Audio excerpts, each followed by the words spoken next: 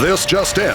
Monsters of an unknown origin have invaded numerous cities throughout the world, causing massive destruction and civil unrest.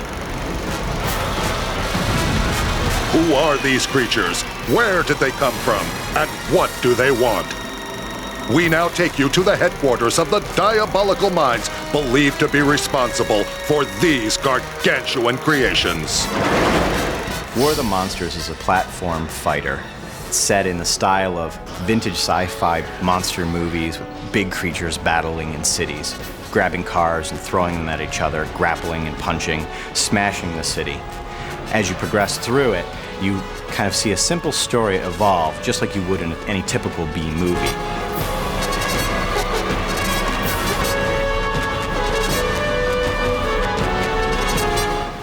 Armies are mobilizing while local authorities are doing their best not to aggravate these gargantuan beasts.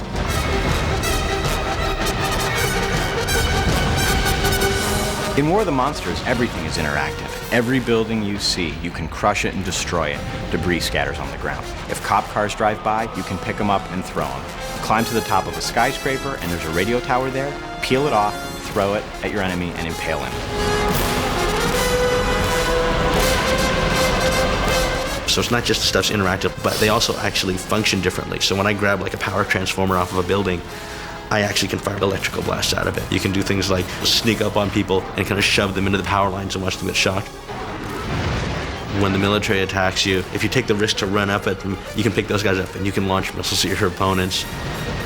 There are some levels where just swarms of military choppers right out of the movies will come right at you, and you can smash and destroy some of them, or you can grab one, look at your opponent, and then throw it right back at him. Just like the monsters of the Atomic Age, these titanic nightmares seem to be bent on the destruction of anything in their path.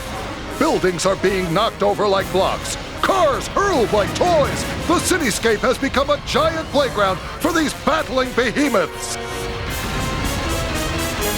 The environments not only provide debris and things to throw, but they also have a number of built-in weapons to them or built-in events that occur.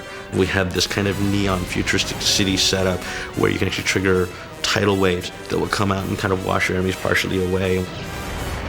We have another one that's set in this tropical resort kind of setting with a volcano in the background that's supposedly dormant. And as you fight kind of on the shoreline, you can actually find ways to trigger the volcano, which will begin raining hot lava down at your opponents. Here at WPSU News, we are tracking each monster as it rampages through the streets, causing great havoc. Once these creatures get closer to each other, we'll be switching you live to our close combat camera for a better view of the action. We didn't want to be a standard fighter, tied down in hand-to-hand combat.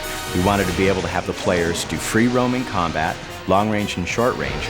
So if you're doing two-player deathmatch, for example, you have a traditional two-player split screen so that you can run around the arena. But when you get close to the monster, the real-time changes, and the two viewports become one into a more traditional fighting view.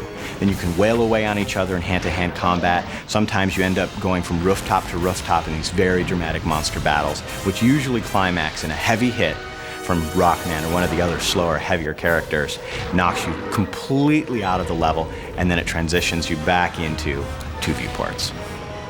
These monsters seem to be in complete control of the destruction. What makes them so agile and powerful?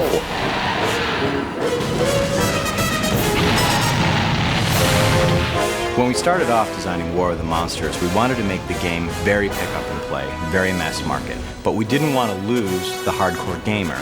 So what we did was we developed a control scheme that allowed a newbie to pick it up and just wail away on the buttons and have a really good time. Simple light attack button, heavy attack button, hybrid action button, and jump.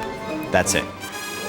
But then as you play further and further into the game, the more advanced players will find that they can do modified combos.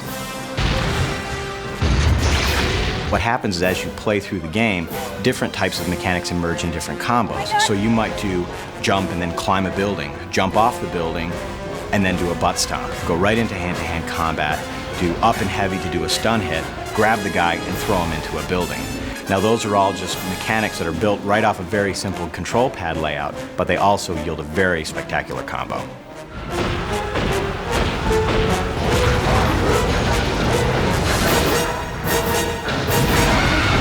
Unbelievable! The one creature actually seems to be challenging the other to a fight! He's literally taunting him! Well, folks, this can't be good! What would a fighting game be without having the ability to taunt your opponent? You're sitting on your couch, you just beat down your buddy, you have to be able to taunt him, make him feel really bad about what just happened. But in War of the Monsters, we take the taunting a little bit further.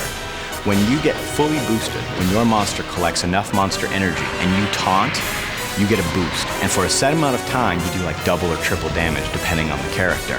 So taunting not only is cool just from the demeaning value to your opponents, but it also is an integral part to gameplay.